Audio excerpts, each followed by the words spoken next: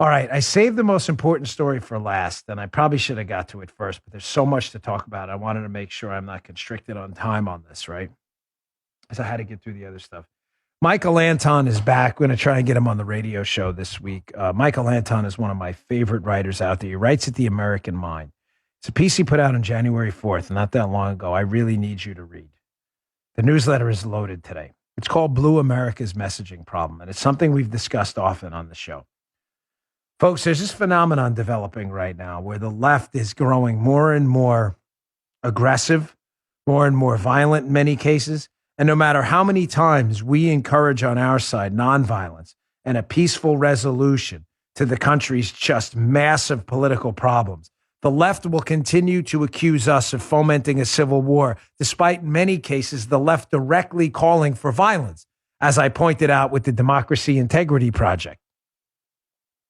Michael Anton points out this disparity in messaging in his new piece called Blue America's Messaging Problem, where the left gets increasingly violent and aggressive with their rhetoric on us, and any attempt to expose their violent and aggressive rhetoric as potentially instigating a real fracture in the United States that could turn ugly, they point to us as fomenting violence.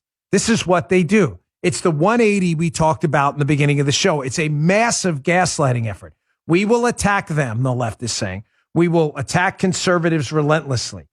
We will pursue them wherever they go. We will take their civil liberties away. We will attack their states like Florida. And anything they do to fight back, they will say, quote, "How dare you? You're an insurrectionist. You're fomenting civil war." Here's a quote from Anton's piece about how this messaging problem can't possibly continue. "It's now becoming transparently obvious that the left, the radical left, not all, but the radical left are two things, and unquestionably two things: extremely aggressive and definitely racist with their CRT nonsense." They can't. The message problem can't. Let me just read this from the Anton piece. It's very good.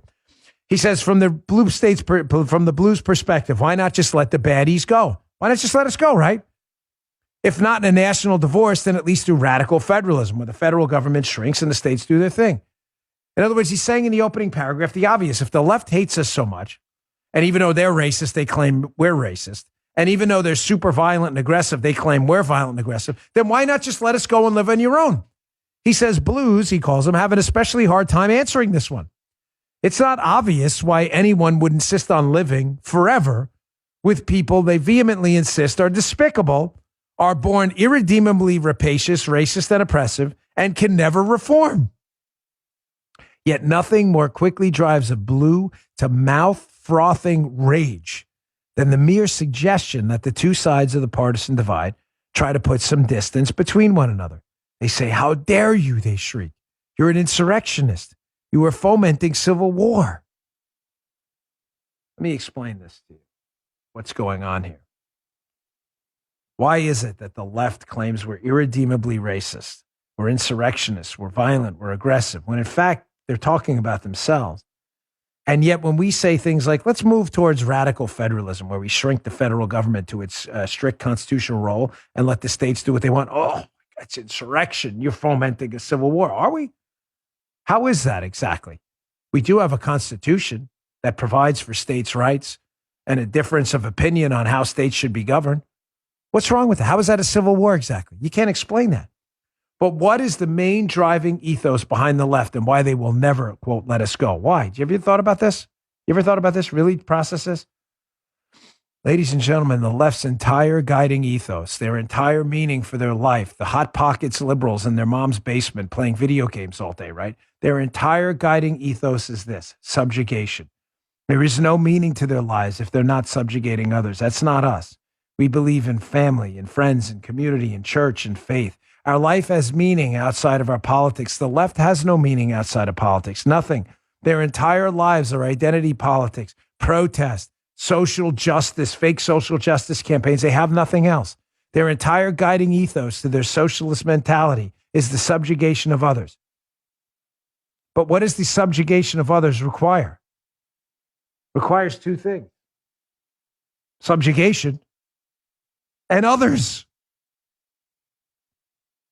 You can't be in charge of an island with no one on it, right? You can't be the monarch of no one. You get, what are you, the monarch of Wilson, the volleyball? Tom Hanks left on the island in Castaway? Wilson! bad. You have to be in charge of people.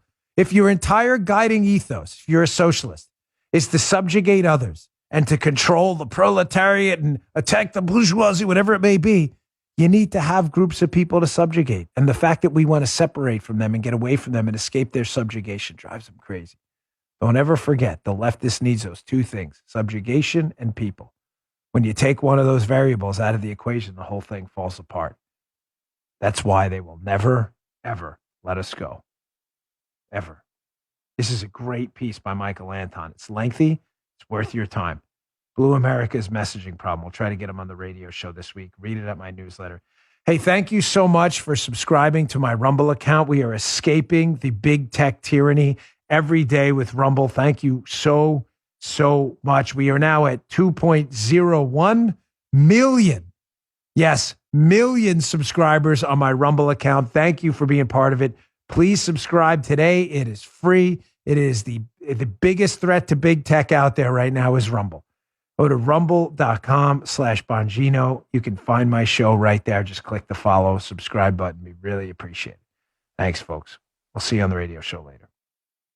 You just heard The Dan Bongino Show.